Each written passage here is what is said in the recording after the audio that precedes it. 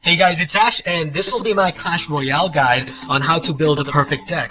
Building a good, well-balanced deck is key for success in this game. So in this guide, I'm going to break it down in simpler terms, giving you guys the ingredients of what's needed to make an excellent deck. Now, just take a look at my current deck that I'm using and my recent attack log. As you can see, all my recent attacks have been a success, and I'm doing this with low-level cards. I haven't purchased any gems to speed up my progress, and I'm constantly beating people that have higher-level cards than me. And the reason I'm able to beat them is not just skill, but also because I have a very well-balanced deck. Also, note that there is no such thing as a best deck. There are so many ways of creating an excellent deck, and that's what I'm going to teach you guys in this video, to create your own perfect deck. Now, whenever we're talking about deck building, it's always about synergy. You need every card to work alongside each other, and never because it's a good card. Epic cards are great, but if you're just using epic cards solely because they're epic, then you won't have success. Building a good deck is about synergy, not rarity. Next, defense is just as important as offense. Sure, you need offense to destroy crown towers and win, but you're also going to need defense to defend your own towers. So your deck needs a great balance of defense and offense to be successful. Next, you need a balance of point and splash damage cards. There are two types of damage inflicting cards in this game. Cards that deal point damage, which are cards that inflict damage to only one opposing unit. For example, a musketeer targeting a giant.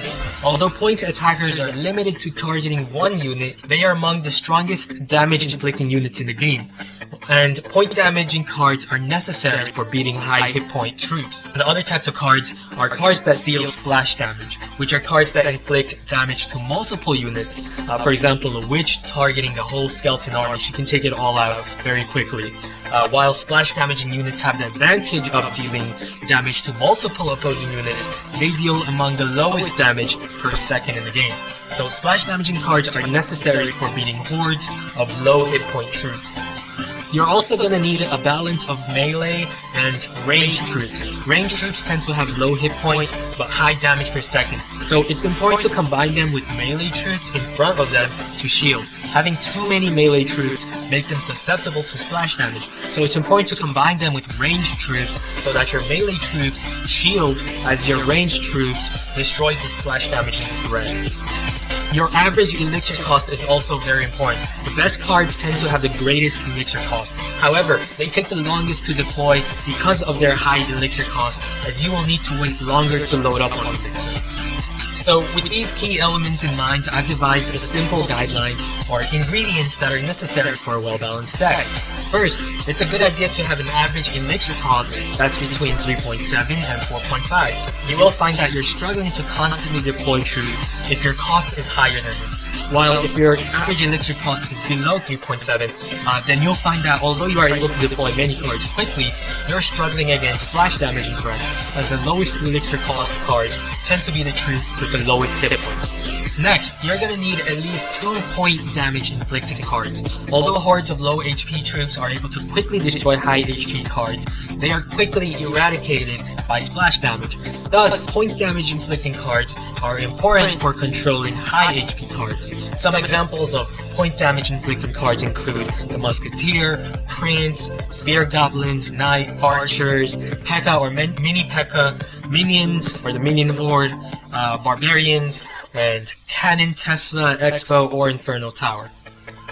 Next, you're going to need at least 3 splash damage inflicting cards. Splash damage inflicting cards are very important for controlling large hordes of troops. Some examples of splash damage inflicting cards include Arrows, Fireball, Witch, Baby Dragon, Valkyrie, Bomber, Wizard, the Giant Skeleton, its Aftermath bomb damage, the Bomb Tower, Mortar, Rocket, Lightning, or Zap. Next, you're going to need at least 2 high HP cards, either a troop or defense with at least 1,000 hit points. Having cards with high HP are necessary to soak damage from splash damaging threats. So some examples of high HP cards include the Giant, Prince, Goblin Hut, Bomb Tower, Barbarian Hut, P.E.K.K.A, Giant Skeleton, Golem, or Cannon, Expo, or Infernal Tower. Next, you're going to need at least 2 air targeting troops or defense. You will need multiple ways of dealing with aerial attackers that use troops such as Baby Dragon or Balloon. Examples of air targeting cards include Archers, Musketeer, Spear Goblins, Minions or the Minion Horde, Witch, Baby Dragon, Wizard, Tesla, Expo, or Inferno Tower. Next, you're going to need at least 1 splash damage inflicting spell card. Although troops that deal splash damage can control large hordes of troops, their range and coverage is limited. Thus, it's important to have a splash damaging card, such as arrows, so that you are able to inflict a large radius of splash in any given area. For example, your bomber that does splash is behind your goblin, but your opponent deploys a goblin barrel onto one of your weakened towers. Obviously, your bomber won't be able to get it if it's not within its vicinity. So it's important to have that ability with a card like arrows to quickly destroy that goblins to protect your tower. So these damage-inflicting spell cards are also excellent for taking down weakened crown towers. And examples of splash damage-inflicting spell cards include arrows, fireball, rocket, lightning, or the zap spell. Finally, you're going to need at least 1 defensive structure. Huts such as a tombstone or a goblin hut, or defenses such as an infernal tower or hidden Tesla are excellent for slowing down the pace of the game so that you can continue to load up on elixir and defend.